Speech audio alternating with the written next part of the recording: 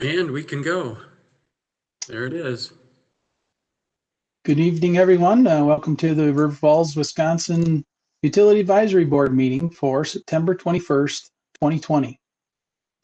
Can we have a roll call, please? Rickster? Morset? Here. Swanson? Here. Hume? Here. Stafford? Here. Wells Mangold? Here. Little?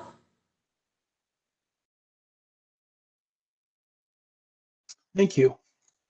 So first on the agenda is we're looking for approval for the minutes of the August 17th, 2020 meeting minutes.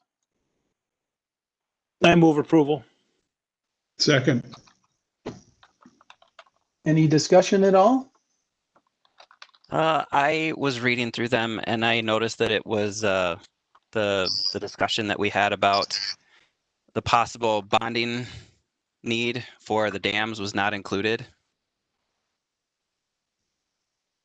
in case the money isn't raised. If you would like that included, we can certainly include that. Yes, please. Mm-hmm. Any other discussion items? So, Mr. Morissette, is that handled with an amendment to the motion then to approve? It should be, yeah. It should be amended, in the form of I make a motion to amend the minutes to reflect something. And it should be a second and then some discussion. Mm-hmm. So, Kellen, if you can put that in the form of a motion. So I move to amend the minutes to reflect the discussion that we had regarding the possible need for a bond for the dam removal and then also the increase to the ratepayers at the subsequent removal of the dam.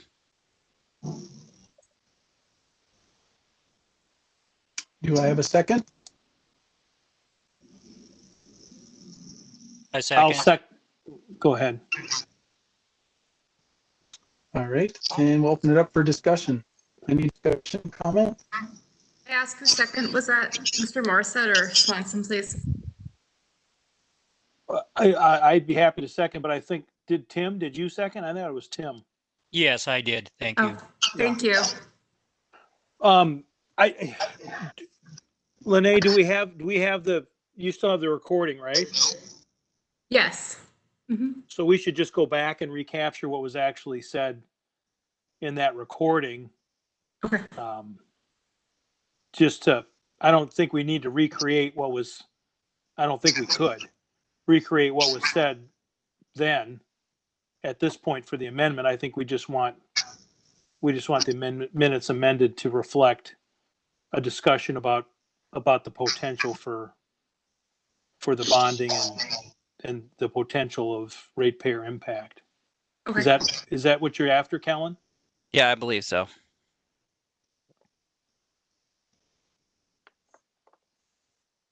Sorry to cause problems, everyone. That's not a problem at all. Oh, that's fine. Yeah, this is good. I appreciate that. Thank you. All right, Scott, do we vote on that motion then? Is that appropriate? Yeah, you could call for any other discussion. It doesn't sound like there is any, so I think, Chair, you could call for the vote now. Okay. So hearing no more discussion, can we proceed to the vote? All those in favor say aye. Aye. Aye. And all those opposed, the same. All right. Just as another comment real quickly, I don't know that we need it unless you feel as chair you want to do it, but at the council meetings, everything has been a roll call vote. I was wondering about that, Scott. Because you're tripping over each other with the audio otherwise. Okay. But it does take longer. It's up to you as the chair how you want to handle it. I was thinking if we heard any opposed, then I was going to back up and ask for a roll call.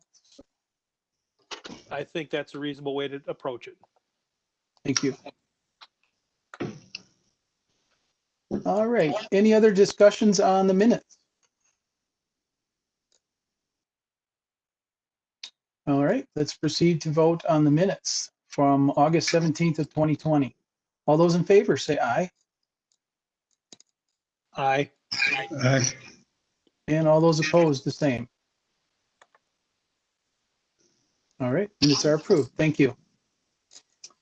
Let's move on to public comments, and I think I'll yield to you, John.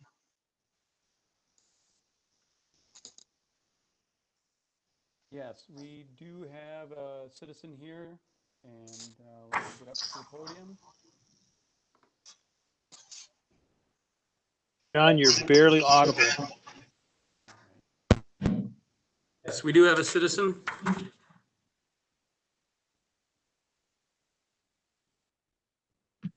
Hi. Can you guys hear me? Yes, we can. And Okay. if you just mind stating your name and address, please. Yep. My name is Patricia LaRue. I live at 489 Marcella Court. I actually have two things to comment on. One had to do with the workshop that was held. And there was discussion about whether or not renewable energy is required in the resolution and in the Kinney Corridor plan. And it was said that it wasn't because there was some confusion over green energy and renewable energy. And that's not true. The resolution clearly states that the city needs to create new forms of renewable energy, and that's to replace the energy we're going to lose from the loss of the hydropower. It's also in the plan a couple of times.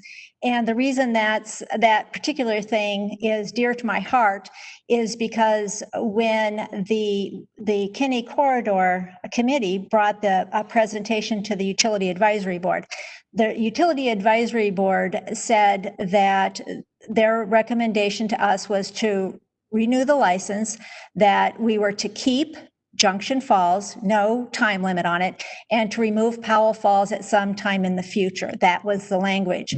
We took that language back to committee, and we were told by spokesmen from Friends of the Kinney, the Kinney River Land Trust, and Trout Unlimited, that there were organizations out east that would write a check out to remove the dams, but they needed a date. They couldn't go to these groups and say sometime in the future.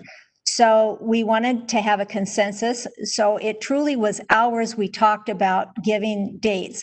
And what in exchange, those who wanted to keep the dams said, okay, we'll give you dates, but we have to replace the energy, the renewable energy that we're going to lose. So that was a hard fought thing to be in the resolution. And when it was said last at the workshop that that's not in there, it's something we fought hard for. So it is true that as the Kinney Collaborative go forward and remove the dams, they are also required by the resolution to find new forms of renewable energy. And we understand the difference between creating new forms and buying from established forms of energy. At the time, the solar garden was already out there, so that doesn't count. So we will need to create approximately 6 of those solar gardens that are out there. There's also biofuels, there's geothermal, there's other ways to do it. But anyway, the energy does have to be replaced. So that's my first comment. My second comment has to do with this dam removal fact sheet.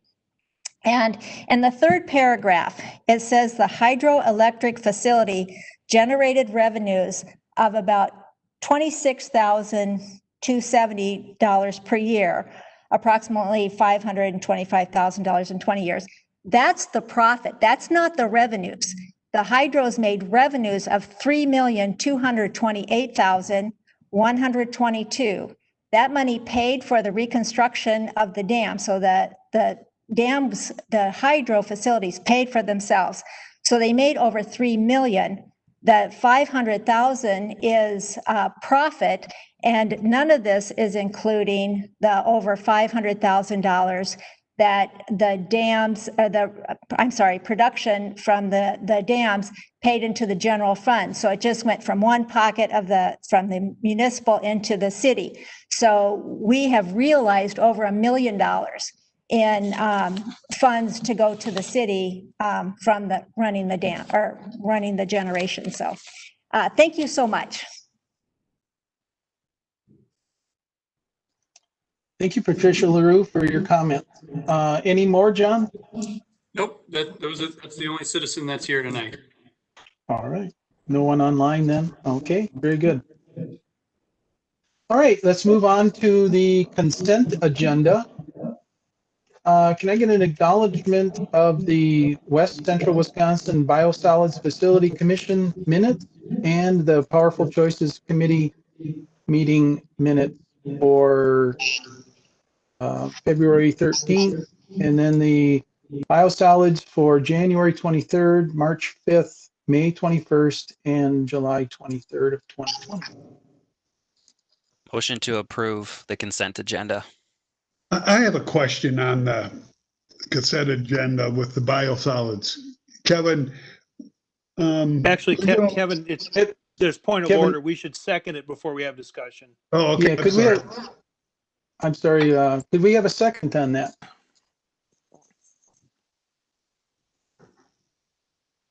I'll second so we can have discussion.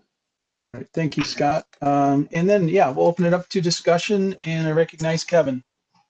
We were going to, or somebody was going to be taking a look at that whole biosolids, hauling that stuff over to Ellsworth and that whole process. Kevin, is that still being somebody still looking at that, or Yes. the feasibility of that, or what's happening with that? Yes, we've been working with Trilogy as a consulting company. He's been running the numbers for us. We have met a couple times on it. Right before this meeting, I was looking for the last final email from them, because tomorrow myself, Scott Simpson, our finance director, and Ron are going to meet to discuss that and try to pave a path. Okay. The numbers at best looks like it'd be about a wash for us to do it ourselves versus stay within. That is a conservative best case scenario. So do you really want to be a renter or an owner? Might be the question at the end. So it's going to be expensive both ways. But if we keep it here, I think in some of our early detection that we will own it in the end, and in the long run, it may be.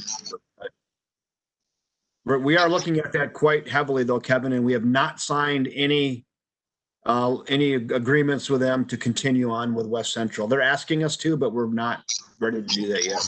Okay, thank you. Thank you, Kevin. Any other discussions? All right. I hear none. All those in favor, say aye. Aye. Aye. Aye. Aye. All those opposed, the same? All right. Consent agenda is approved. The next item on our agenda tonight is new business. And the one item on there, I'll attempt to run through this. If someone hears something that I say that doesn't work, please interject. There's one item, and it is an election of utility advisory board officers. And we have two officers. It's going to be a chairperson and a co-chair. And I will start by asking if there are any nominations for the chairperson. I nominate Pat Rickster as chairperson. You beat me to it, Scott. Okay, so Scott nominates Patrick, and the second would come from. No, I'm sorry, Mark. What you would do is see if there's any other nominations. We had to agree to the first nomination first. No, I think normally what happens is you get a list of. I'm going to be surprised if there's another nominee, but maybe there will be. Okay. You get a list of the nominees, and then if there's more than one, then you you would take a motion on that one name. Okay, all right, that sounds good. Any other nominations for chairperson other than Patrick Richter? And I understand, yeah, I'll just go run with that. All right, hearing none, with Patrick absent tonight, I understand that he will accept the nomination. That is correct. Kevin? Email today to say if he was nominated, he would accept the nomination. That's Okay, what happens when you miss a meeting. And he's redoing my kitchen cabinets as well. So I just saw him yesterday, and he said that he will also accept. all right, sounds great. Now we'd ask for the second on A second. Patrick. All right, that was Kellen with the second. And now we will vote on Patrick Rickster as the chairperson. All in favor of Patrick being the chair, say aye. Aye. Aye. All opposed, the same. All right, hearing none, Patrick Richter is elected to the chairperson position. And one other position would be for the co-chair. So this is the election of utility advisory board officer for the co-chair position. Do I hear any Actually, nominations? it'd be vice chair. Oh, vice chair. All right. We And will since you're correct doing that. such a nice job, Mark, I nominate Mark Spafford to be vice chair. Second. Any other nominations for vice chairperson? Hearing none, may I get a second? Actually, I that- don't think you need a second. I think you can just go to a vote. Oh, we can go right to the vote. Yep. Do we have to ask Mark Spafford if he's interested? Nope, we're not concerned about Mark Spafford's interest in the position. Mark Spafford accepts it either way. So let's go ahead and think, Scott. Let's go to the vote for Mark Spafford as a vice chair. All in favor, say aye. Aye. Aye. Aye. All opposed, the same. All right, Mark Spafford is elected as the vice chairperson. Thank you. Congratulations, folks, and thank you for stepping up to do that. Yeah, you're welcome. All right, let's move on the agenda to the report. The first one on the agenda is the KinniCC Corridor Collaborative Report. I'll just give a brief introduction. So I know Scott Simpson asked KCC to do a presentation at City Council, which I believe they're going to do tomorrow night. And then Duke Welter and Duke Babcock contacted me and asked if they could do one for this group tonight. And I thought that's a good idea for them to do a little bit of a warm up. So, and I know you folks are very inquisitive about that the last meeting. So I thought it'd be very appropriate for Duke to come and give his presentation tonight. So Duke, I believe you're the chair of the KCC, aren't you now? No, Kevin, I'm the vice chair, but I chair the fundraising committee. Okay, well, there you go. So Duke, thank you for coming tonight, and the floor is yours. Well, glad to be here. Didn't mind the drive at all. Do you want my video on there at all? Is there any reason, John? Yes. John, Yep. You are on. Your video can be on. You can do the presentation. Okay. Okay. And do I go to share now? Yes, sir. Okay. A couple Let's folks share. are muted, so if you remember, please mute. Thank you. There you go. All right. There you Yeah. go. Nice. All right. All right. So you can see the PowerPoint, right? Yeah. First slide. That is correct.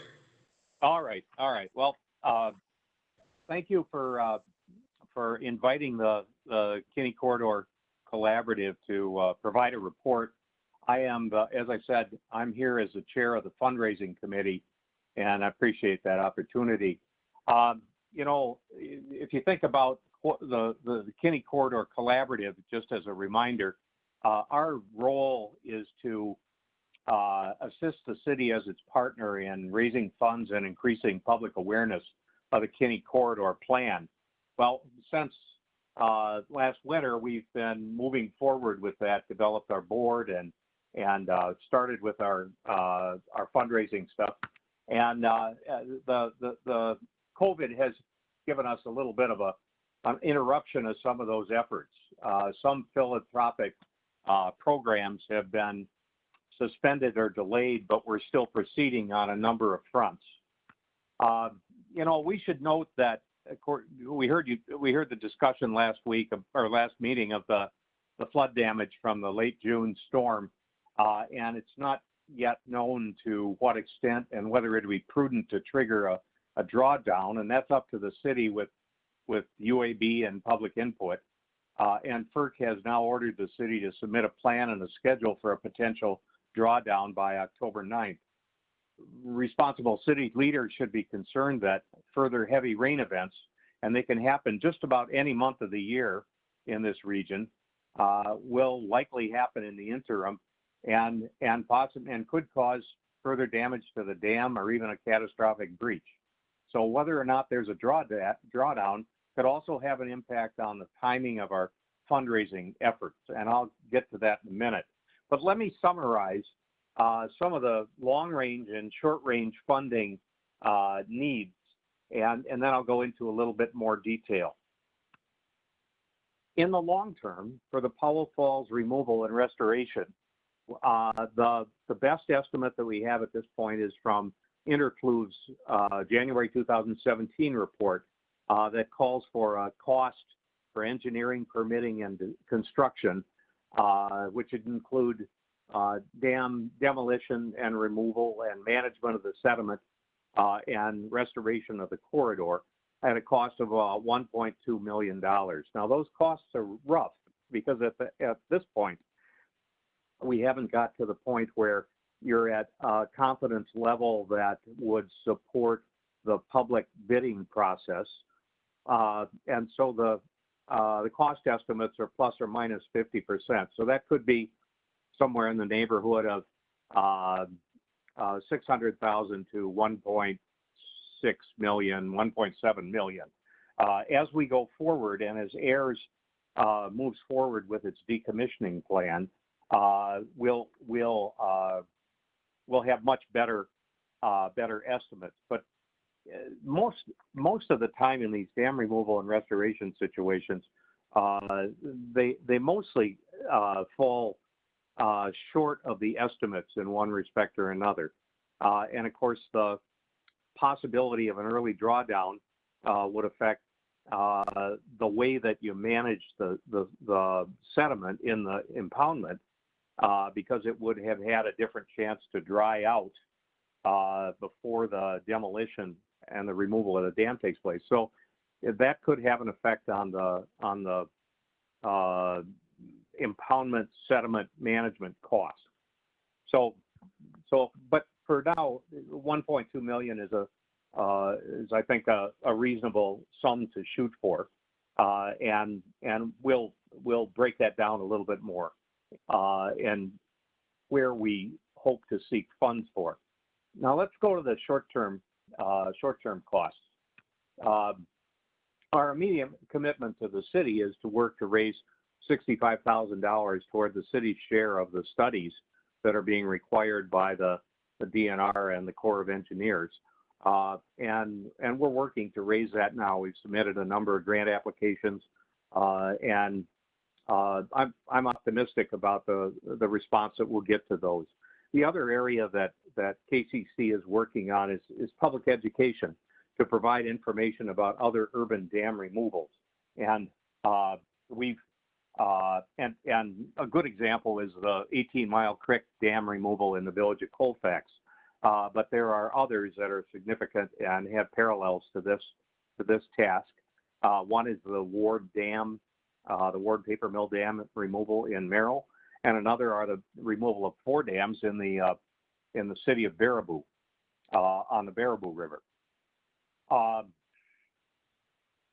To the public educational end, we've obtained a grant from the state of Wisconsin DNR from its River Planning Grant Program to help fund informational materials to present to the city and its leaders and residents about some of these other dam removals. And we will be talking with people who've been involved in those communities, in the business community, and in those removals, and we'll provide materials from the record of those removals, and hopefully we'll also have some good footage of the rivers as they now flow through those cities. We've also obtained a grant from the River Falls Community Foundation to help river users work together to manage recreational uses that occasionally conflict, and we'll be organizing meetings to that end shortly. We've delayed those because of the disconnections, the interruption of COVID. Now, I mentioned that we will be talking about the removal of the. Let's talk about the schedule for a minute. Right now, the schedule for removal of Powell Falls Dam called for drawdown in late summer of 2023, followed by demolition and corridor restoration. That essentially sets the schedule for our major fundraising efforts with a focus on that time period, 2023 and 24. Many of these grant programs are for projects that are intended to be done within the next year. So the deadline for submitting a grant for funding beginning in late summer of 23 is during early 2023 or late 2022. That could change if there's an earlier drawdown that might allow work to be done earlier, or if FERC allows work to be done earlier. And I don't know what the chances are of that, so I'm not going to get too deeply into it. But I'll give you an example.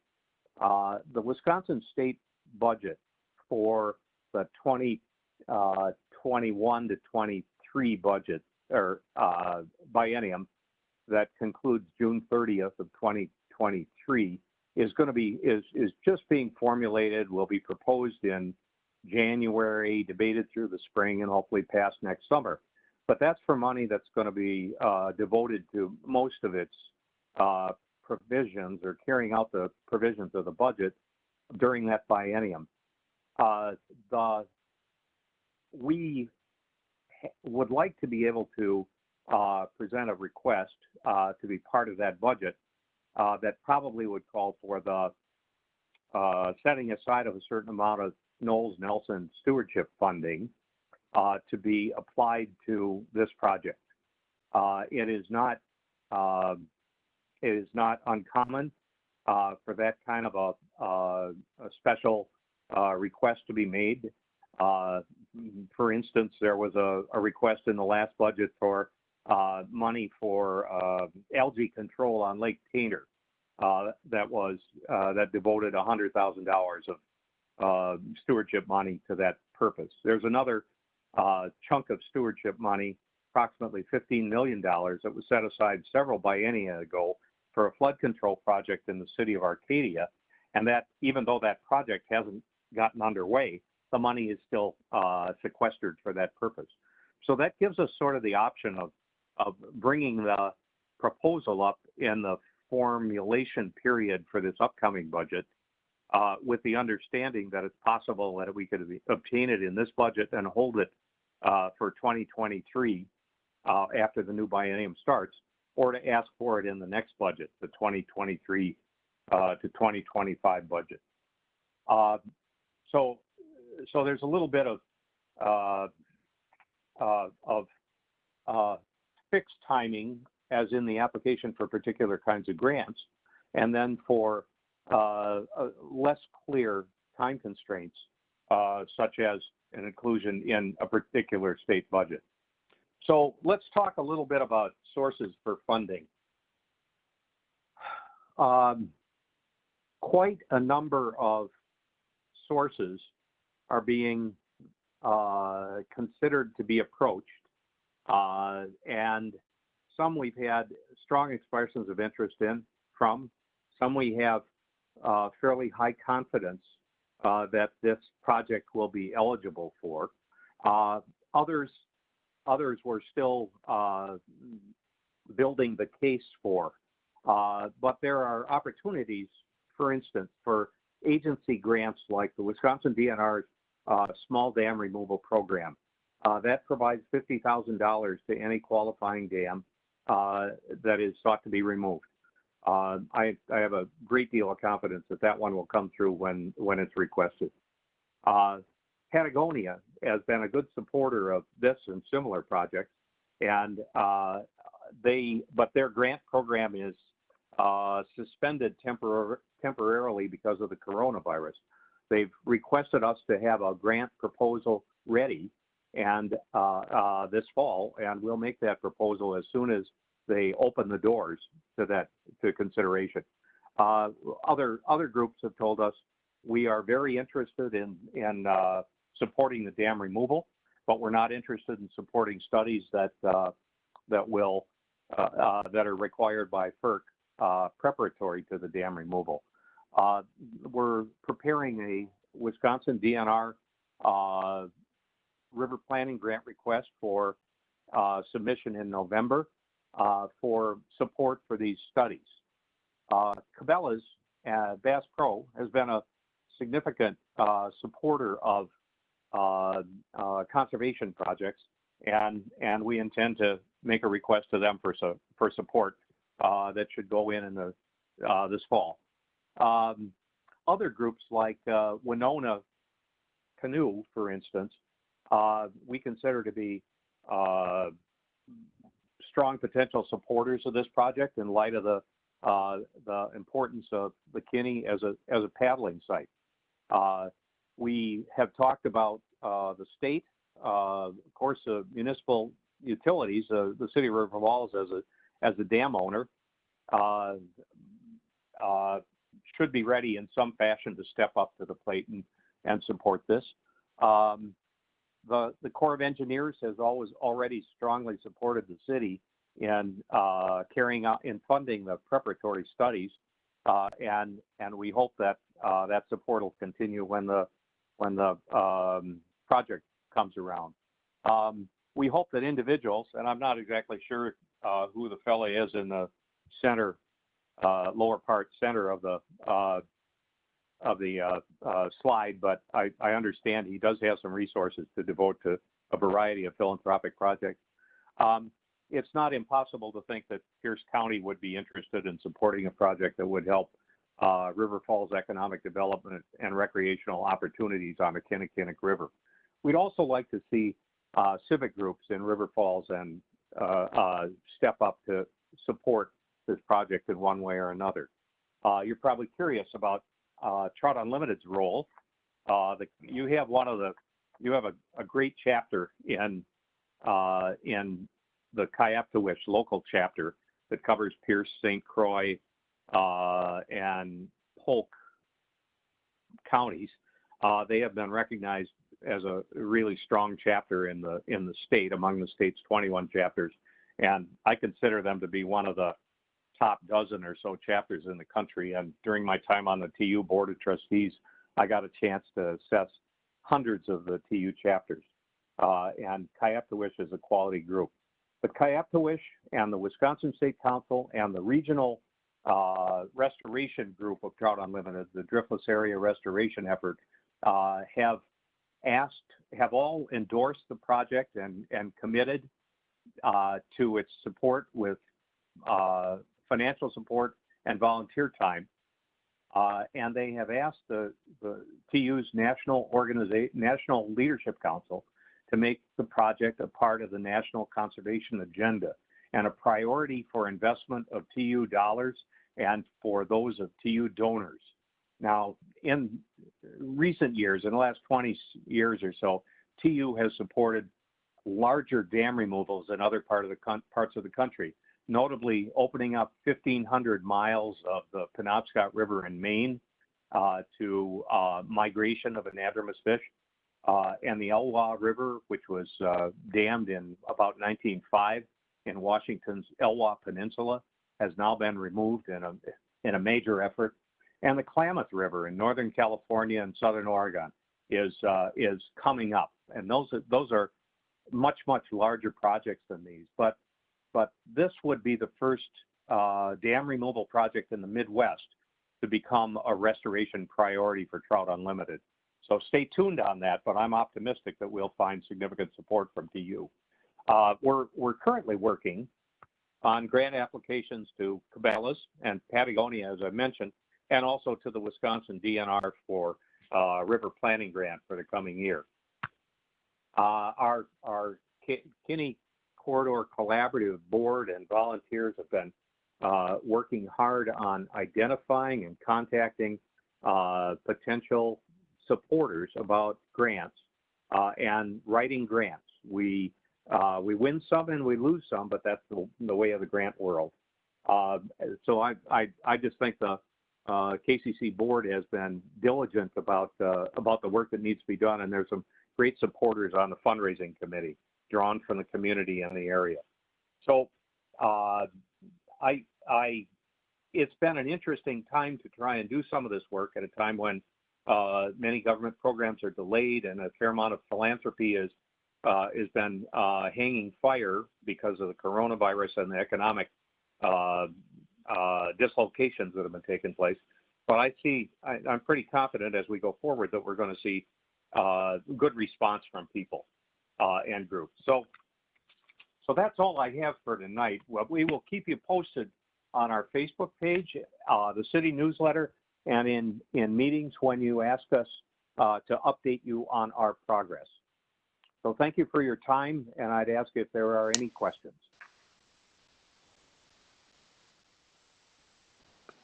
Mr. Chairman, if I might, I got a couple questions.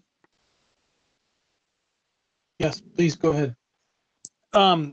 Duke, is Judy on the line as well, or is just Duke tonight? I haven't seen Judy's name on the list. I heard her name mentioned earlier. I saw her, Okay. Scott. I saw her in the chat. Oh, there she is. Oh, yeah. She is now. She is. Hi, Judy. Welcome aboard. Hi, Scott. What's up? So I've got two. I've got two questions. The second one, Duke, is kind of addressed already, but I'm just curious to your feel since the inception of the committee, since the city came up with the concept of a third party kind of a entity to help implement the plan. How do you feel the committee's doing as far as staying on track to the original plan and where you're kind of headed up to this point? So I think Duke's presentation demonstrates that we have developed an agile approach. We were hoping to, of course, be further ahead, but COVID has set a lot of things back, right? I am also encouraged by the idea that there might be an early drawdown, as Duke mentioned, because that would change our timelines and give us more opportunity to raise funds earlier because we'd have something to point that at. So I think the committee has continued to meet. We've met virtually during this time. We didn't suspend our meetings completely. So I think it's been good progress given we were a brand new organization a year ago and didn't really have anything, in terms of administrative structure. So we've completed all of that philanthropic setup and we're in a good place to begin really working forward with the city on everything, as Duke said. Okay. So. And I would agree. I think you guys have made good progress. I'm obviously eager to see these things happen. I'm sure as you are, and as quickly in quick a fashion as possible. The second question that I had, and as I mentioned, Duke has already kind of answered it, but given the change in the potential time frame for the removal, has the sense of urgency for fundraising changed?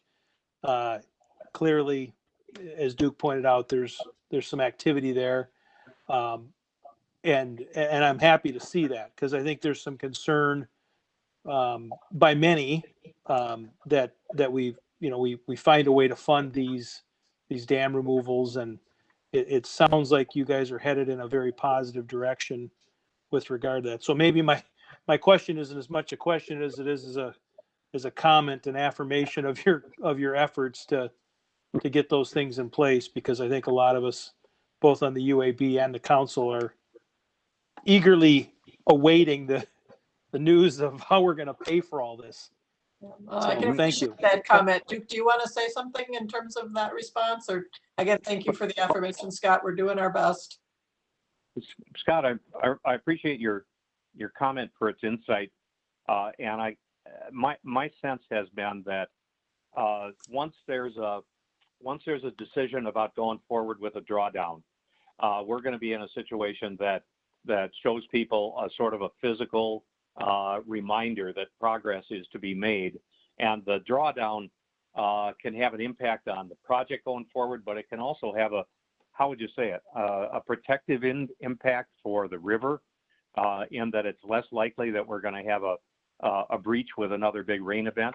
But I do think that gives us a little bit more of a case for the urgency of putting together the funding package. And I think that, I was kind of on both sides of the line of which budget do you ask the state to provide stewardship support in. If there's a decision about a drawdown, then I think that heightens the likelihood that we're going to be able to find support in the state budget in this coming budget. So there's a good chunk of what we're going to need for this project, and the argument for doing it now in the upcoming budget is really strengthened by a drawdown. So, I understand. I agree that there's a little bit more primacy, a little bit more urgency involved, and I think it's going to be a benefit to us if we do have the drawdown to be able to go forward with the approaches to these. A lot of these funders, some of them are in a position where they can say, we'd like to give you a grant of a certain amount. When is it timely to do it? If we've got a drawdown and we've got that little bit of urgency attached to it, we're in a better position to say, set it aside now, pledge it, commit to it, so that when we're ready for it, we're not going to have to wait until 2023, 2024. Pledge it now, and then that'll be a good chunk toward what we need to do to make the project work. I'm sorry, I can't. I think I'm constitutionally incapable of a short answer. Yeah. No, I get the sense again from your presentation, Duke, that getting a little bit more definition into the time frame based on the impact of the rain that we had helps support those requests a little bit more than expected date sometime in the future for the answer. So. Yep, or a date dependent on FERC's decision around the decommissioning final date. We know that's 2023. So that's, like Patricia said in her opening comments, that is the date we're working with unless something changes, right? So yeah. And these funding packages, as you can see from the presentation, don't come from a single large check, even if we made some outrageous statement like that at a planning meeting, right? That can be born of frustration sometimes. It's a patchwork, and it's assembled because each party wants to see that the other parties are committing. So having a major partner like TU at all different levels saying we're in, right, helps us bring other partners to the table, because then they're not the only one. And it also helps the state commit because they know we can find that matching public money from somewhere else, right? So they always require a match of some type. And not having our ratepayers have to step up through a bond, because that is certainly a fair concern, Kellen, and others. That's what we committed to as a community, right? We don't want that to happen to our ratepayers. So we're obviously looking for this funding with that in the back of our minds as well. Thank you. Yep. Thank you. Thanks for your comments, Scott. Any other comments or questions? Yeah, I had a really quick question. So with some of these grants, I mean, I'm writing a grant right now. I write grants all the time because we have no money at the university to pay for anything, because we are also in that same biennium issue Oh, and I'm about to be video bombed. I'm so sorry, everyone. Daddy, you got the wrong Scooby. Okay, give me 1 second. 1 second. Yeah, I'll take over for Kellen 1 second too. I want to encourage Duke and Judy to hang on after you guys are done, because I have Peter Howell with Ayers and Leslie Brodkowski from TRC, and we're going to discuss the letter from FERC after this, Yeah. and some of the potential opportunities and potential hurdles we may have in front of us. So I would encourage you two to hang on the line here and just watch the next 15, 20 minutes after you're done to go over that letter and have a conversation. Very interested, sure. John can move us to audience if that works better for his management. Whatever works. Great. So Kellen, there. what's your question? Yeah, I'm so sorry about that. I tap dance, Kellen, sang a couple songs, go back ahead. Okay, I'm really sorry about that, everyone. It is not the first time, and that probably won't be the last time that happens, just in general this year. My question was, so with the grants, like there's generally an amount tied to each one. Is it possible to get your list that you're looking at? And even if they don't give you like the exact amount, even if they give you an average of the amount of the grant that they've given in the past, is it possible to get that list so that we can start to form a better picture of like the type of money that you could be looking at securing, or, you know, a ballpark figure like on a sheet? Kellen, there are some of these grant programs that have an average grant amount and a range that they provide. We could do that for some of these. There are others that we are still, how would you say it, working our way through the thicket with,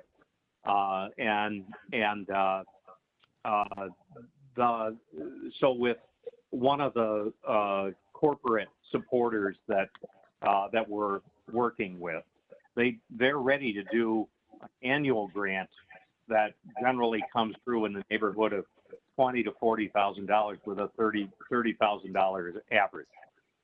But we want them to support the preliminaries and then come through with a much bigger grant for the main project.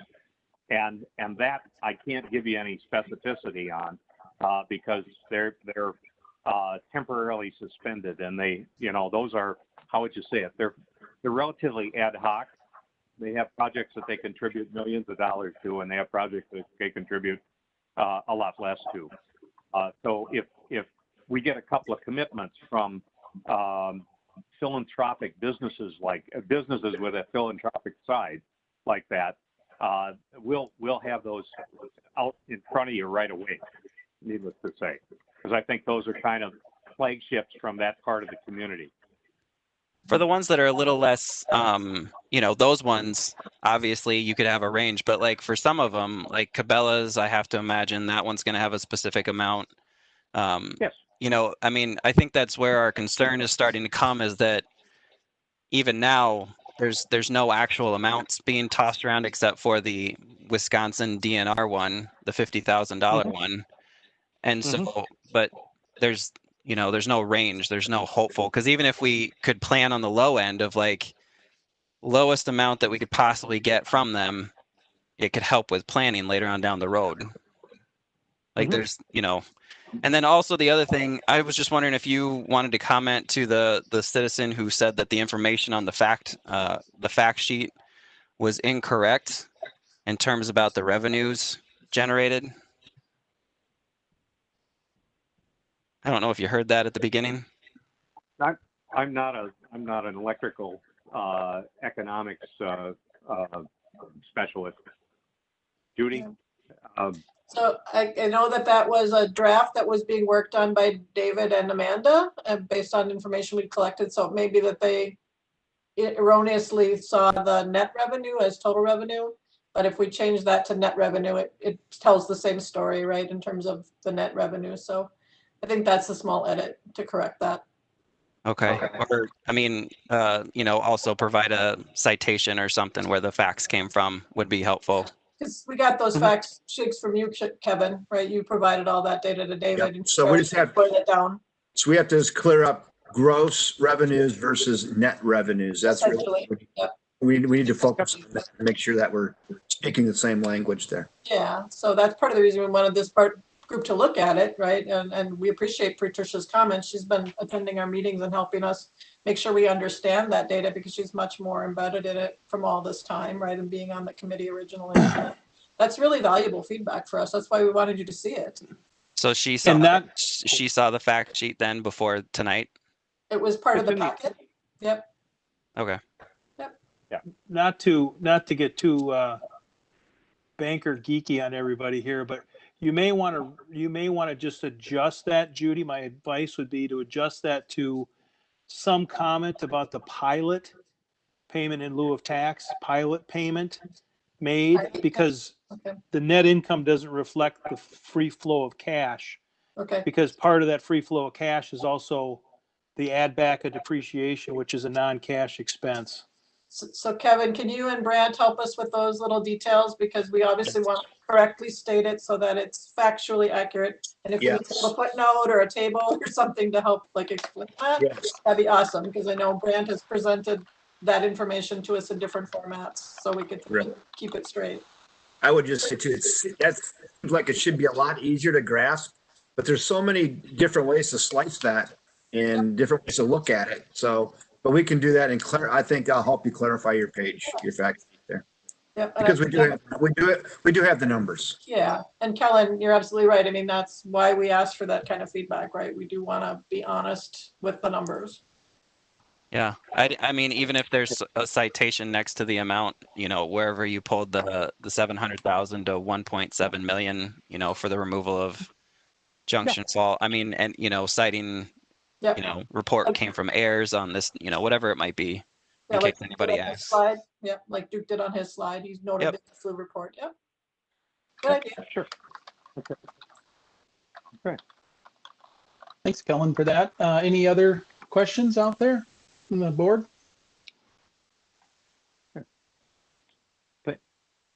I just have one question. It might be directed more to Kevin, and maybe we'll hear more about it yet tonight. The 1.7 million, the high end, was I think I heard Duke say January 2017 quote or estimate, and I'm wondering what. And Kevin, we've asked this question before, what those numbers are today or in 2023. Sure. You know, I've seen those numbers and then just my gut feels like it's low. So Peter Haug, who we'll probably hear from here shortly, he's never really, I don't think, put anything on paper, but him and I have talked, and it might be down somewhere, but Peter and I, you know, have talked, and he's basically indicated to me more in the 1.8 million range. So that, you know, but it's pretty back of the napkin, and I don't think he wants me to hold him exactly to that number. But, and then in my conservative way, I always just round up to 2 million just because I know of inflation and things go up. So that's where my mind is at. Hey, maybe you can get it done for 1.2. I don't know, but I've talked to Peter, who does decommissioning plans. He's worked on other dams. So that's where I got that from. I'm not saying I'm right. I'm just saying that's where I got my information. And Peter can elaborate on that here shortly if you would like to. So I don't want to hold the feet to the fire on it, but that's where I got that. Appreciate that. Questions for anyone? All right, hearing none, Duke, and so much for spending the time with us tonight and bringing up the information that you did. I think that definitely helps us. Yeah, thank you for inviting us. We'll talk to you again soon. Thank you very much. Yep, we'll just keep them here. We can mute them, and when you want to bring them back into the conversation, they're all right here for you. All right, great. Super. Okay, next item on the report agenda is Powell Falls FERC Dam inspection response letter discussion. Yeah, I just thought, again, this is just matching everything we're talking about. So I wanted to put that in the packet. I did invite Leslie and Pete Haug to shed more light on this subject too. So I think last month I told you I was expecting to get that letter. There wasn't many weeks that went by that I didn't send an email note to the FERC Dam inspection group and said, hey, where's your response? Hey, where's your response? And they kept, you know, first of all, I would get an answer. Then I started not getting answers. So I kind of left them alone. And then Leslie Brodkowski was kind enough to set up a meeting with the FERC hydro licensing group, and just to kind of get their feel for what this letter might say. Well, we were talking to the person with the FERC hydro licensing group, and she says, "Oh, that letter that I have here on my desk has been sitting here for a month. I didn't know they needed me to respond to it." They were waiting for, so FERC Dam inspection was waiting for the FERC hydro licensing group to kind of bless the letter before they sent it back to us. So she said, "I apologize. It's been sitting here for a while." So about 3 hours after that phone call, we got the letter. So anyway, that's the genesis of that letter. The letter is exactly what FERC Dam inspection and I talked about on the phone. It's the most open-ended, ambiguous letter I've ever seen from a federal agency ever, probably. If you read it, it basically says, "What do you folks want to do?" And then give us a response back by October 9th. Leslie and I and Peter Haug and I have talked. Peter Haug with AIRS, we'll get him on here in just a second, but he does think there is an opportunity potentially with an early drawdown. I know we can't get a good look at that condition of that dam unless we draw it down, right? We don't know what damage is behind that dam. We can't get a good look at that wing wall until we draw it down. If we do draw it down, I have been asking, is that an opportunity? Peter Haug says, "I think it may be an opportunity." Leslie kind of thinks the same thing. There's another player in this, though, that's not on this call tonight, is the DNR. The DNR also has drawdown dates for dams. I think their dates are between May 1st and September 30th, where you can't do it after September 30th because of hibernating amphibians and turtles and things like that. Though there are exceptions. Peter, Leslie, and I are meeting with the DNR. I think it's on Wednesday. And we said, "Gosh darn it, we wish you could have met with them before this meeting so we would have had more details for you." But I think Peter and Leslie and myself are going to push them a little bit to hopefully get it extended and maybe look at the potential opportunity. Peter, maybe this is a good time to defend yourself. Hopefully, I didn't intend to throw you under the bus, throwing out numbers that you told me, but maybe we can start there and talk about a little bit about what you thought it might cost for dam removal. And then also maybe what you think, Peter, about the potential opportunities for an early drawdown and what that would mean for the entire situation and potentially some money saving opportunities. And then Leslie, then you can grab on, Leslie, and talk about what you think the DNR might say on this whole deal. So Peter, do you have anything? First of all, let's talk a little bit about the budget for dam removal, Peter, and then let's move into the potential opportunities for early drawdown. Okay. Thanks, Pete. Can you hear me? Yeah, you haven't defriended me, have you, after saying that? No, just trying to follow you. You have lots of thoughts, and I'm trying to track with those and carry that in my mind. What are the arguments that support those? But I would agree. Let's stick with the dam removal cost first. That was on the checklist here in the last conversation. Let's go there. The KCC threw out some numbers. We heard it disputed a little bit. I said what I heard from you. So what do you think about that? Yeah, I think I sent a very draft budget number earlier that was around 1.8 million. I mean, whether it's 1.7 million or 1.9 million, again, as Duke noted on his slide, these are all plus or minus 50% until you have the ink from a contractor on a piece of paper. So, I would say based on previous experience with dams, this is certainly more than $1 million. It's probably less than 2 million, and it's probably at the higher end because it's got so many complicating factors of the sediment. So I would agree, 1.8 million. Well, good. All right. So let's move on. Let's talk about sediment. So we've had this flood incident. We do think, FERC is definitely aware that I don't think this governing body or the council or this advisory group, I should say, and city council, I don't think they're going to have the stomach to stick much money into repairing dams at this point for a dam that's going to come out in 3 years. They're well aware of that. They're also, their nimbleness is evident in the letter they sent us. They said they're not going to come up and visit us. What do you guys need to do to see this thing to fruition? So what do you think, Pete, the opportunities are with an early drawdown related to sediment?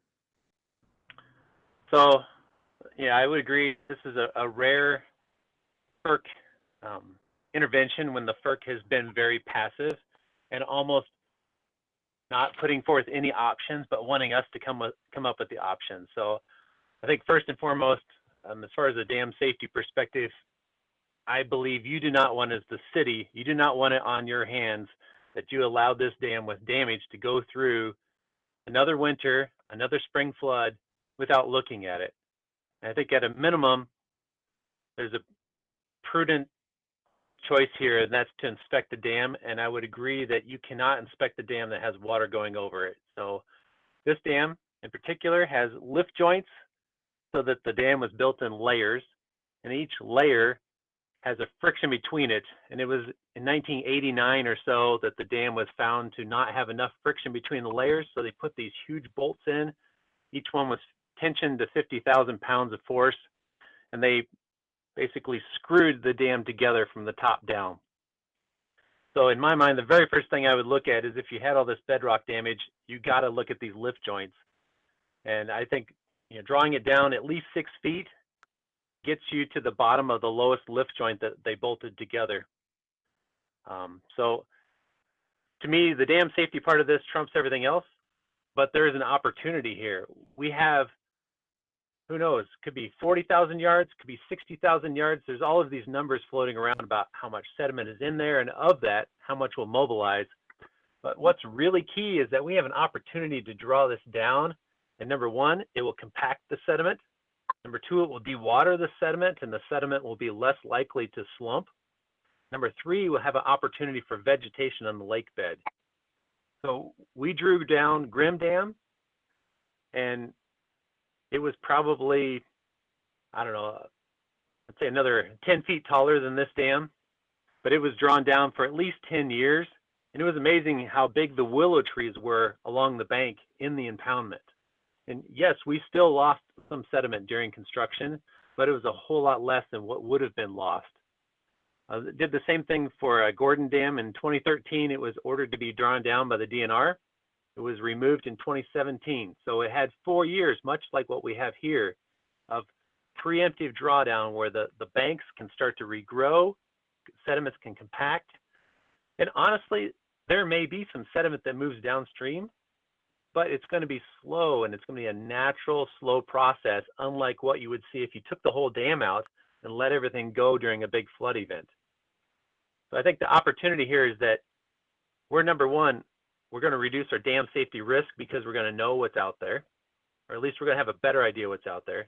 Number two, we're going to greatly reduce the sediment risk by allowing it to compact and vegetate and stabilize and dewater.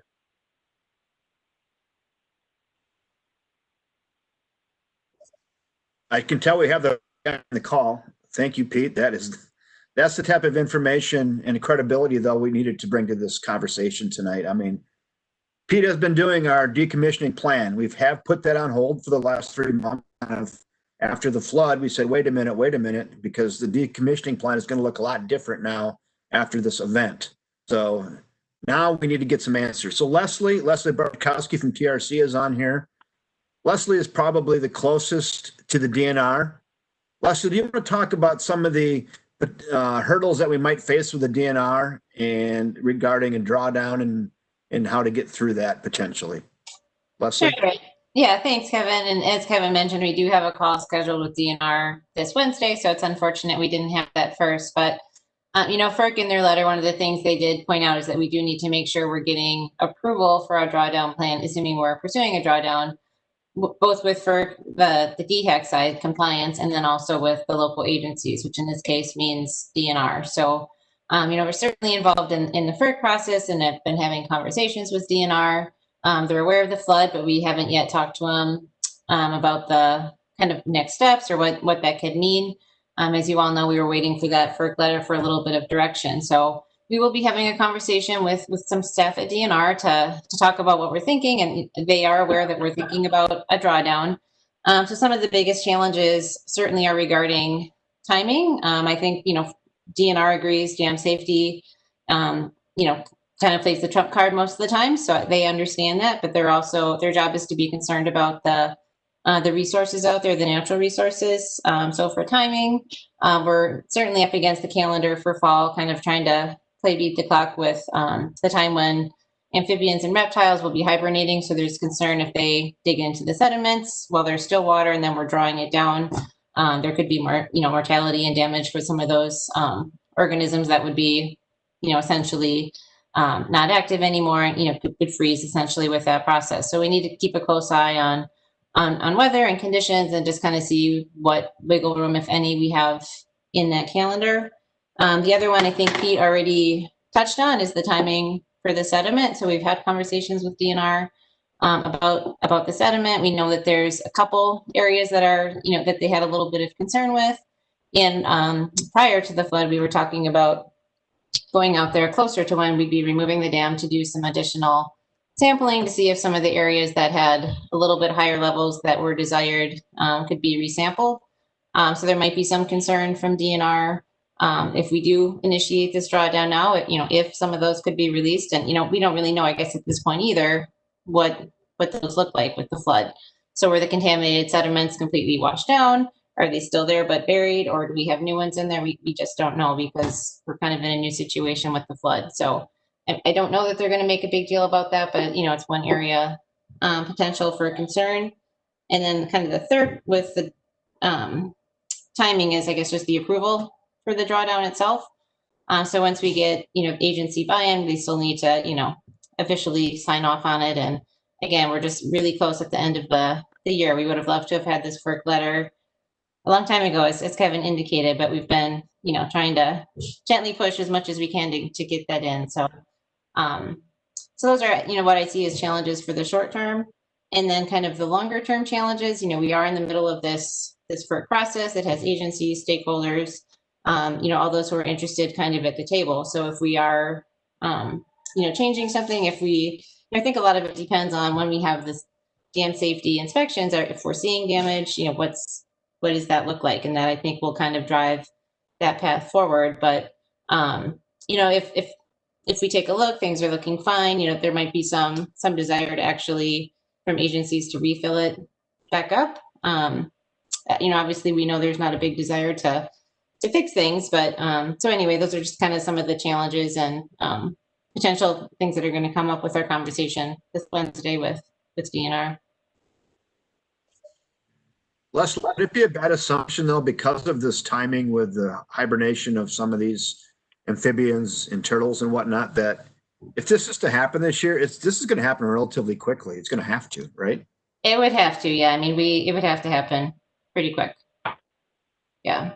I mean, the only other way would be, if things are just, taking too long and, too long to get approval, but it's, we can show from the dam safety side that it's still prudent that, it really needs to get done before things ice over. I think then we'd have to have a conversation with DNR, if they would still approve it, acknowledging that there could be some mortality and if there would need to be some sort of mitigation, if you will, or something else to offset that.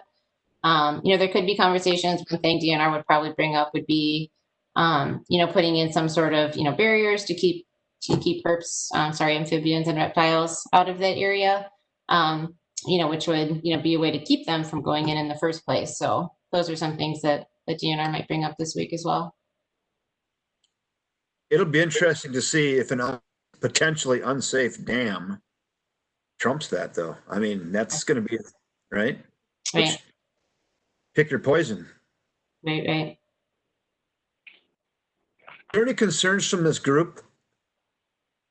I know one thing that we will have to assess is, when you draw down that lake, you're not going to be producing electricity. And we talked about some potential money savings from not having to potentially get rid of some of the sediment. The cost benefit analysis would have to be done, right? How much money are you saving by drawing the lake down versus and not refilling it versus producing electricity? I mean, that, our gut says, I think we would save enough money to offset that, but we would have to definitely show that. I also think you have to, but in order to see the dams, you're gonna have to draw the lakes down. Like I said, I saw a lot of head nodding this way that we're not really going to be interested in investing a lot in fixing that dam. So we're going to have some decisions to make, but we're going to be prudent as we can and fiscally responsible as we can. But this might be a really good opportunity, potentially. That's what we're trying to discover. Any concerns from the group, comments, things that we haven't thought of that are burrs under your saddle or concerns that are at your forefront?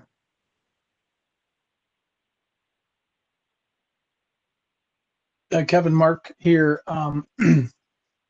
So in the business that I'm in, civil engineering structures, we look at structures if they can handle what just happened to them, then normally they're okay. Okay, so having another event like we just had this year in the spring may be unlikely. In the initial review of the dam, I thought you guys were maybe just saying that there was some damage to the one wing wall and that maybe you didn't recognize any cracks or anything in the main dam itself. Two pieces to that, Mark, and I'm going to let Peter Haug revisit it because he touched on it. One, yeah, the wing wall chipped off at the top, but we don't know if it's cracked on the backside, if it, you know, if there's other additional damage to what we're visually seeing. Two, there's a gouge out of the front face of the dam, and again, we don't know if that's just a gouge out or if there's a crack. And then thirdly, Peter was hitting on it. We don't know what kind of stresses were on the foundations and how it was bolted together. Pete, you hit on that. Can you elaborate on that again once, Pete, and talk about some of the hidden damages that might not be visible related to the strength of that structure?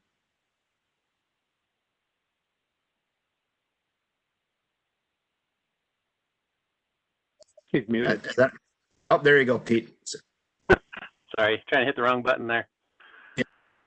So I think the first question, as far as the damage, so the dam is designed to not take ice on the upper lift joints. It's designed to always be spilling during the winter.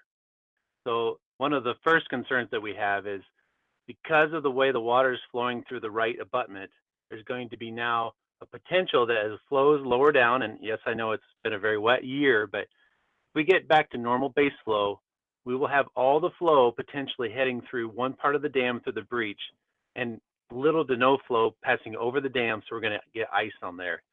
And so that would be a catastrophic load to those post-tension anchors.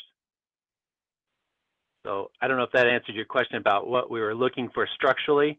I mean, yes, obviously we're looking for cracks and we're looking for things that we may not be able to see because the abutment's so visible, but the rest of the cracks might not be. But the big concern is that we need to look at the dam to make sure it can handle ice, or if we want to keep the lake up, I think the other option is we need to aerate it or agitate it or somehow keep the ice from forming against the dam. That was the dam engineer answer that we were looking for there. So Pete, this is Scott Morset. So what would you envision as an aeration system? I'm thinking probably very pedestrian, but I'm thinking about houseboats in a marina where they literally have just a hose with a bunch of holes in it that they pump air through all winter, and it just keeps the houseboat from freezing in. Is it something like that on a larger scale? What does it look like? Absolutely. Those same systems are actually made for houseboats because usually they have lots of money and more money than dam owners, but dam owners taking those bubbler systems for the last decade and installing them on the bottom of their gates. And so aeration with bubbles is a good idea. It takes a pretty good compressor. The other option that's a little cheaper is to use these, they're called Casco vane propellers. And the marinas use these as well, but they're basically a vane that shoots and directs the warmer water on the bottom of the river back up toward the surface, creates a boil and keeps the ice from forming very thickly. Thank you. It all sounds expensive to me, says the guy holding the checkbook. And the issue that I think Powell Falls presents is it's not near a big source of electricity, or it doesn't have a great deal of probably circuitry that we could use to have, 120 volt agitators or a big rotary vane compressor down there.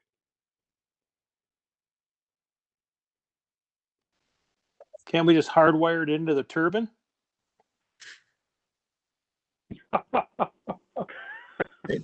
I'm going to defer on that.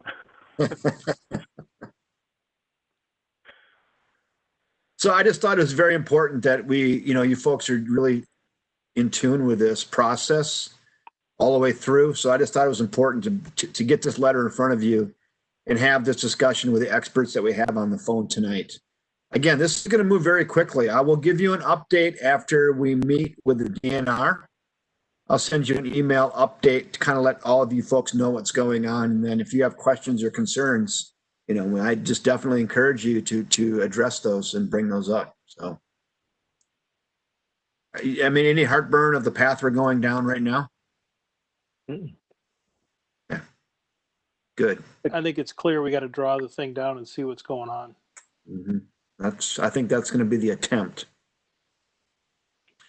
So, all right, I just want to say thank you to Leslie and Pete for taking the time tonight. You guys are the pros, and I really enjoy working with you, and I rely on you heavily to come with this expertise that you brought again tonight, so thank you. All right, Mark, I think we're done with that one. Thank you, guys. All right. Yeah, thanks. That was very good. Thanks for setting that up, Kevin. Appreciate that. The next item under reports, number 6, is the COVID-19 University of Madison Wastewater Study Participation Report. I just thought this one's kind of interesting more than anything. We've had a few people within the city structure ask us to do this. We've kind of balked along the way. And then saw this one come along, Ron Groth, he's on the line tonight too, came through, and Bill Swenson at the wastewater treatment plant, I can get everything done. Bill says, I'll take a shot at that. If they send me the containers, we'll play. So we're going to participate in a wastewater treatment plant, municipal waste stream COVID-19 study with the University of Wisconsin Madison and the University of Wisconsin Milwaukee. Ron, have they sent us the containers yet, Ron? If Ron is not. We do. Our first sample is tomorrow morning. We grab today's sample tomorrow morning. Our composite sample will get shipped out in the afternoon. Good. So, I don't know what to do with the information or how it's going to help us or whatnot, but they want to study what's in the communities, if it's different levels or whatnot. That's kind of been my hesitation personally all the way along. I know universities have been using it. I think they've been using it pretty effectively in dorms to find out, if a dorm area is contaminated or whatnot. I was never sure how to quite use it to what level are you going to go? A neighborhood, a block, a 2-house structure? I wasn't ever really sure how you would use that information. So I thought it'd be interesting. So this study came along, so we are going to participate at this level. And I read through this, Kevin. I apologize if I missed this, but this is just citywide. We're not going to citywide. Yep, from the wastewater treatment plant. Okay. So this is not in a neighborhood. It's not in a business park. It's not at the university. This is everything combined. Again, I don't even know what the study is exactly trying to do. Maybe it's probably levels, right? Which communities have stronger COVID-19. I'm assuming they're all going to have it. I would assume, but that's. I would have to believe, Ron, I don't know, maybe it would have to be fairly diluted by the time it got down there, wouldn't it? Somewhat, but I think what they're doing, they take a known volume, like say 100 milliliters of water. Same thing we do with any other testing, E. coli testing. You measure out how many colonies or organisms are in that 100 milliliters, and you get a pretty good idea what the volume is, system-wide. And I think that's what they're looking at. They want to know numbers. What the prevalence is, if you have a little bit or you have a major outbreak in your community you don't know about. I think that's where they're going with it.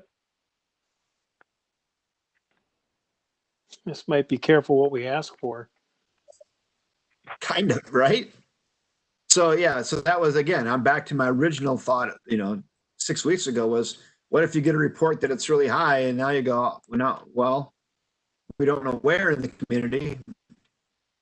anyway, we'll cross that bridge when we get there. We're participating. We're trying to be helpful on a statewide study. It might tell us some things we're not even aware of yet, and it may help us. So that's why we're playing. And it's other than our labor to help them, it's not costing us anything. And hopefully we'll be able to get results from other communities as well, and it might put some things in context potentially. We're going to find out. Ron, anything else to add to that? No, I don't think so. If you had that web link, there's quite a bit of information on there. It's kind of worth reading. Mm-hmm. Good. So that was just more of an update for the group on that one. So has the university committed to the findings of sending those, a set of those to you, Kevin or Ron, in the end? Yeah, we'll get the results. I don't know how long it's going to take, but we will get results. Okay. Yeah. Well, any other comments from anyone? Great. Thanks for that update, Kevin and Ron. Number 7, 2019 Annual Consumer Confidence Report. Yes, because of COVID-19 and we weren't meeting, we did get this to council earlier this year, but this is something UAB does see every year. You can see we were all A's and 1 F. That grade, that's an F. We were at C, D, and F, and hence our $2 million project that we're working on right now to correct that. So in next year's report card, it probably looked a lot as the same as this year because that project won't be done until about November. So, but then after that, we should be set for about 20 or 30 years and we should be humming. Ron, you want to add a little bit more to the oxidation ditches and what the new blowers are going to do for that piece of that report? Yeah, were we talking the consumer confidence report or the CMAR? Oh, I thought we were on CMAR. What were we on CMAR? We were talking about number 7, the Annual Consumer Confidence Report, CCR. I'm sorry. I would jump in the gun there. I don't have that in front of me, so I'm sorry. Okay. Yeah, the consumer. You can talk about that too, Ron. Go ahead. Okay. Yeah, that's the annual drinking water report. If you looked it over, it's pretty much on par with every other year. So it's right in line. There's maybe a little more information when we did our unregulated contaminant monitoring. That's something the EPA requires. And if you do have any detects, you have to report that. So other than that, it's pretty straightforward. Our lead and coppers are in there. We actually did lead and coppers again in 2020, and we came out good on those. So that'll be another 3 years before we have to do those again. So nothing major, nothing, no violations, or exceedances. Great. Okay, and number 8 then, Kevin, 2019 CMAR report. Yeah, I'm sorry. That's where I was at with that one. I know the CCR is so good. I mean, that Ron and his fellows should be proud of that. I mean, they work every day in ensuring clean and safe drinking water in our community, and that report reflects that. So that should breed confidence in our community for our drinking water. And then I was on the CMAR because I'm just a little more concerned about that one. So sorry about jumping ahead. And I already gave you the background on that. Ron, what do you want to add to that now and talk a little bit about the project we're working on and how it's addressing the one delinquent area in there? Yeah. So what Kevin was talking about was with the influent BOD loading. So basically, amount of organic material that's coming in. I think as the community grows, our population increases, that number's been rising with it. So yes, we are. We're in the middle of that project. So right now we've talked about it quite a bit. I anticipate that first ditch we're doing is going to come online in October. Once we get that going, they can switch to the second ditch, and project is scheduled for completion by the end of November. I guess just one other thing to add to that is we're already looking better for 2020, even though we don't have our project done. Just with the COVID and everything shutting down, our loadings really dropped off since March. So last year we were already at every month last year so far we had exceeded either 90% or 100% of design loading. This year out of the 8 months we only have 3 exceedances. So that's the difference in having the college and the the grade school, high school shut down since March. I'm jumping ahead a little bit here, but it's kind of amazing. In 2020, our loads are good. Our water usage is up. Our overall loads to the wastewater treatment plant are up, but the strength of the wastewater load is down. So, and Ron and I were talking about that a few weeks ago, and the university, they probably add some strength, and not in a great way to our wastewater stream, and having them not in session, I think it reduced some of that strength in some of our overall loadings. Am I characterizing that correctly, Ron? Yeah, that is. I'd say, our volume, which is actually what we bill off is volume. Yeah.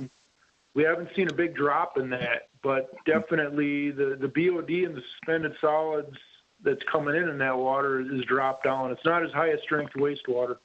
Mm-hmm. Which results in less solids, less loads too, right, Ron? Right. So yeah, then we're not hauling as much to Ellsworth to biosolids in either. So you always look for the silver lining, right, in all this stuff. And we really missed the electric load at the university, but they're sending us less strong wastewater. Can't win them all, I guess. So that's what's going on. Other than that, though, on that CMAR, everything is stellar at the plant, and we're just correcting the deficiency. Very good. Any comments, questions from the board? If not, we'll go to the next, number 9, finance report highlights.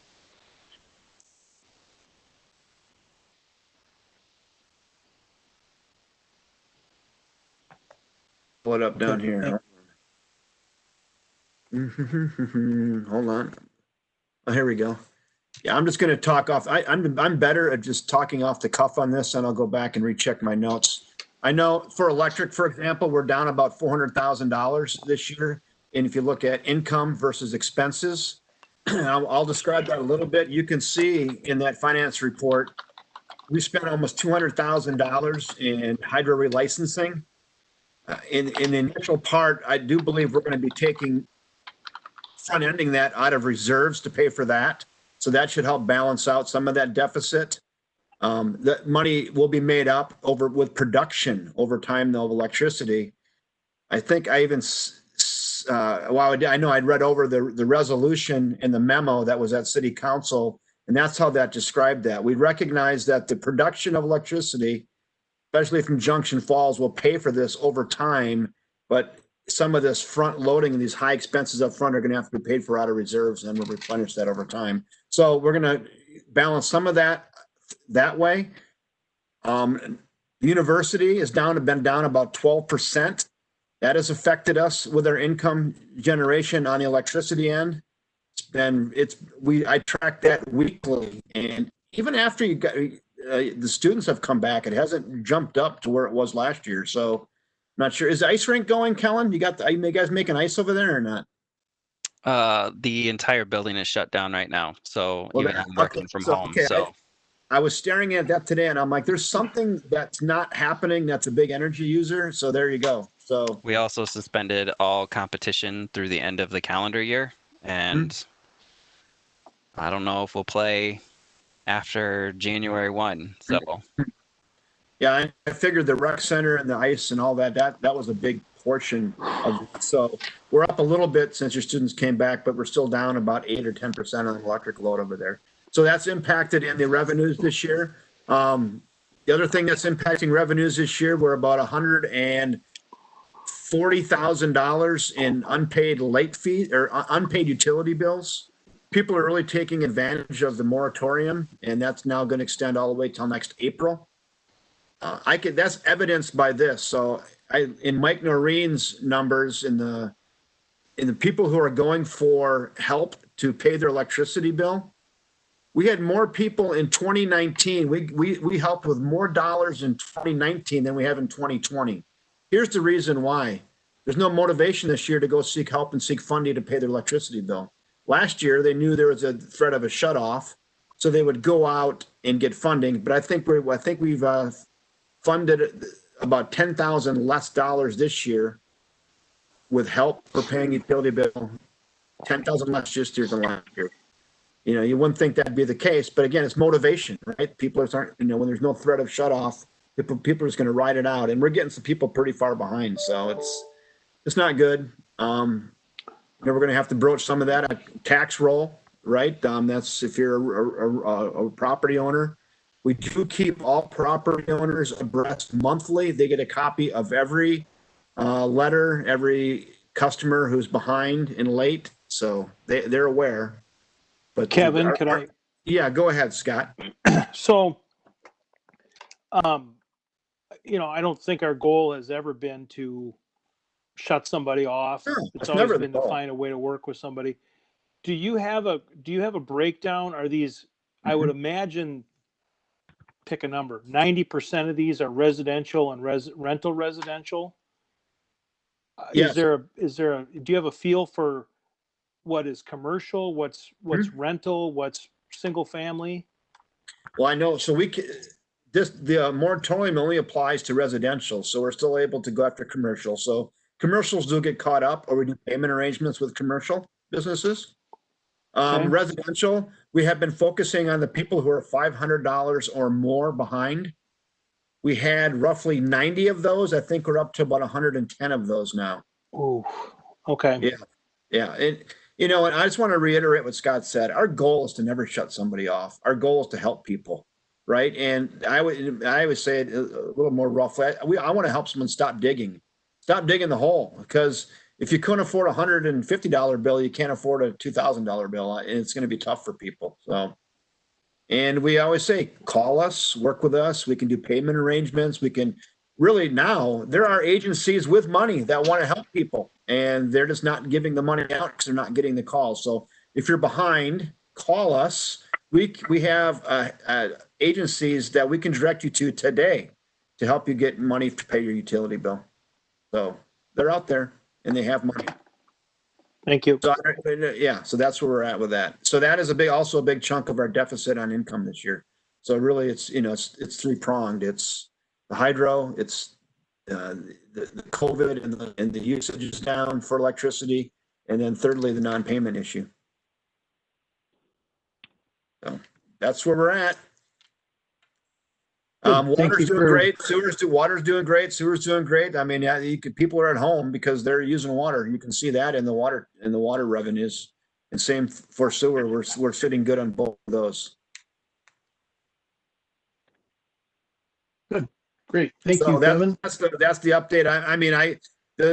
We had never been in this situation with electric, so it makes me a little nervous. I don't like it. I don't like it to see us $400,000 behind, but we're not spending money internally. We've done no training, no travel, no meals.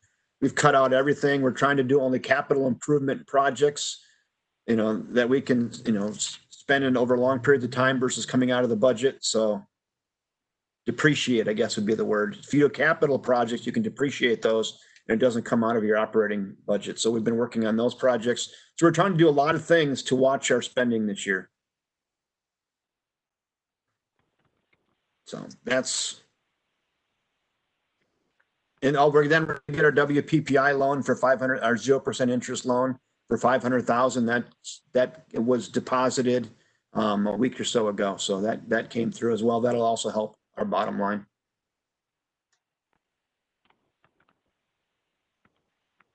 Thanks, Kevin. Any comments from anyone?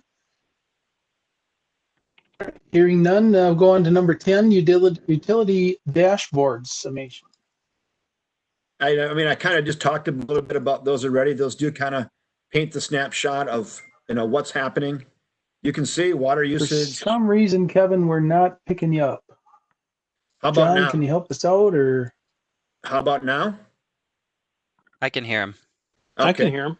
Okay. You're good. Mark. I don't know. Mark must have went to mute.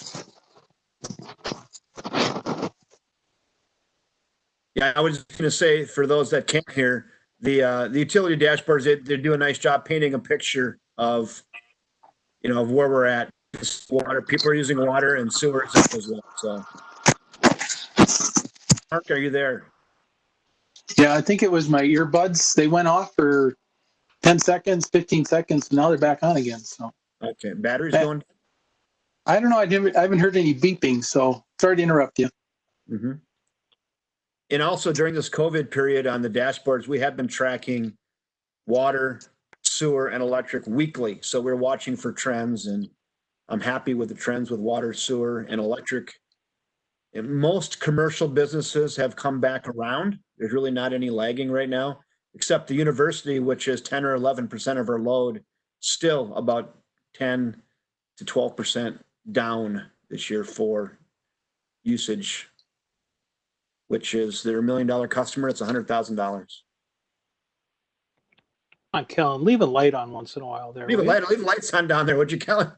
We haven't sent anybody home, although a number of students left already after the shelter in place was in order. And then we extended, students can still withdraw completely from the university through tomorrow. So they got 24 hours, I think, to make a decision whether they want to stick with us this semester or not. So, I mean, but if they're not doing what they need to and we can't get the cases under control, then, you know, I haven't heard what the next steps are, but, you know, they might just pack it in and whatnot. So you can, I guess we'll wait and see how UW La Crosse did, because they went before we did. So if they can get their stuff under control, that gives us hope. But we actually didn't think it was going to be us. The money was on either Whitewater or Oshkosh, but we beat them to it. So, yeah. The thing is, the students aren't going to get tests, and that's the issue. And that's why we also didn't know about anything until like the cases just surged. We didn't mandate testing. We were only one of 2 UW schools that said you didn't have to go get it. We just thought that they would just go, and they didn't. And now we're at where we're at. I think back to when I was 19, I don't know if I would have went and got a test unless my parents told me or something. I don't know. Yeah. Yep. Well, we got, you know, they're in quarantine in the hotels here in town. They're in Hudson as well. So we have to drive meals up to them 3 times a day. Man. In Hudson. So we'll have to see. Well, good luck with that, Ellen. That's not fun at all. No. Nope. And layoffs will be next. You doing okay? You sleeping? Yeah, yeah, I'm all right. I mean, it is what it is. So, you know, we're all just sort of hanging in there. Speaking of in there, I was going to just hit on. I knew there was something else I was going to say. So, some of you knew Julie Bergstrom, who was here for many, many years, our finance director, assistant city administrator. You know, things like utility rate increases. She'd always tell me, Kevin, just settle down. No one's going to pay attention to that. So, you know, this last rate increase, we sent the letter out in the last bill stuffer, and we talked about it. And, you know, I'm not going to say I lost a lot of sleep about it, but I'm concerned. You know, you don't want to put that on people. And I think about it. And you know what? Julie Bergstrom is right. You know how many calls or emails I got on that? 0. Not one. I didn't get a call. I didn't get a knock on wood. I had no nasty gram sent back in the mail yet. Usually people take a giant magic marker and write something nasty and send it back, but nothing yet.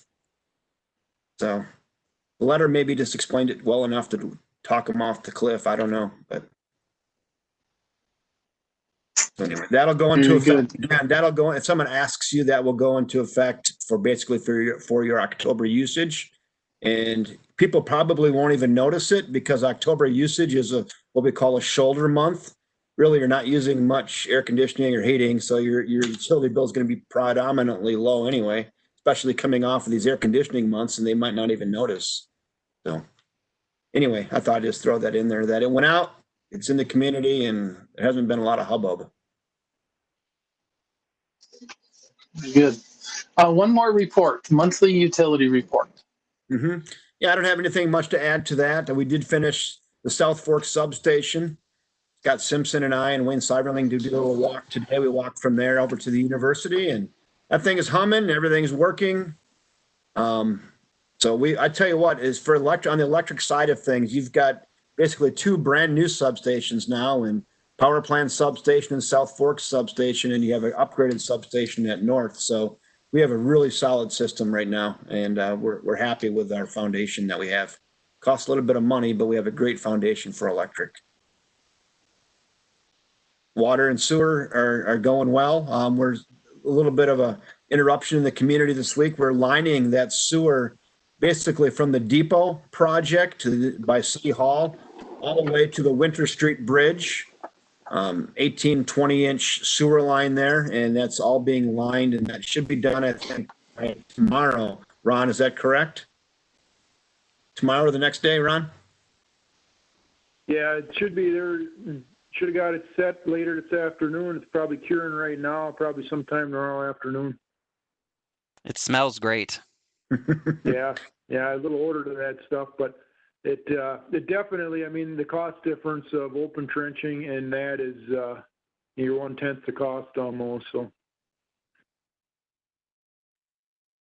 yeah, we did get one call from one customer because we have to have a truck running intermittently through the night to keep a compressor going, to keep that steam at 180 degrees to cure that liner. So we ended up in one of those nice nights where the windows were open, and I know one of the guys from the company had to go out there and start that truck a couple times, and the person wasn't happy about that. But again, if you look at it in big picture, it's better that it's one night of that is better than 6 weeks of trucks running on the street in a 15-foot ditch. So anyway, what people are experiencing there, Kevin, is that inversion of, it's like a fiberglass material that cures through steam. Yes, Ron, you can describe it better, but that's pretty good. Pretty good description. yeah, they're actually on this one with the size of it and some of the water infiltration on the joints. They're using water to cure it. So right now they fill the hole is like a big sock. They'll do 2 or 3 sections of sewer at a time. Then they circulate it through a boiler, heat it to 180 degrees, and that has to cure. Depends on how long the line is, but anywhere from 18 to 20 hours. And then they slowly drain that out and do their cuts and stuff where the manholes are, and it's good to go. It's hardened and good to go. But yeah, it's a little. Usually we do steam. You know, most of the other ones we've done are all steam, but this one with the water inflow on the joints and the size of the sewer, they had to do a water cure. Yeah, that's a good project to have done. That adds a lot of life to that sewer. Other than that, I think things are going well. I don't think Ron or Wayne, you guys have anything to add from your departments that I guess no news is good news. People, I tell you what, through this whole COVID process, I already commended the guys, but they've done a great job. We've separated crews. We have people housing at different locations, so you only have 2 guys together, maybe 3 in one place at one time. So if there is an outbreak, we're not going to. Hopefully, we won't get everybody sick all at one time, and and they've been, wearing the masks when they have to if they're traveling together, and they've done a real nice job to stay healthy. Not easy. So that's all I have on that. All right. I think we've come to the end of our evening. I think it was great discussion and we learned a lot. And I do appreciate everyone's patience with me being chair today. So you've done a great job, Mark. You did fine. Thank you. Anyone have a motion to adjourn this meeting? So moved. All right. And we have a second? Oh, Kevin seconded, but he had his mute on. Okay. All right. All right. Sounds great. The meeting is adjourned. Thanks, everyone. Thank you, everybody. Thanks. Thank you. Bye. Mm-hmm.